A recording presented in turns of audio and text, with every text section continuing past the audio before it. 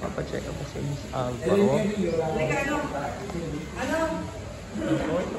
Diretso po.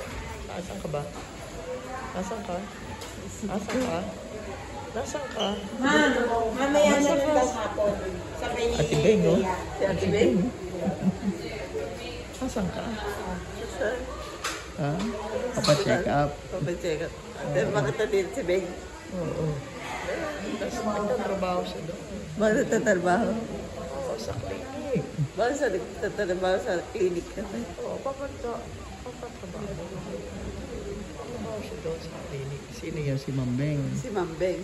Oo. Okay.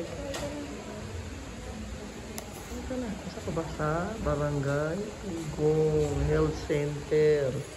Okay, kaway ka na. Kaway ka na. Dito. Ano ba papacheck up mo? Yung ilong mo masakit at saka yung sa mata. Yung palaging nangangate. Okay? Sige. O, kaway-kaway na. Kaway-kaway.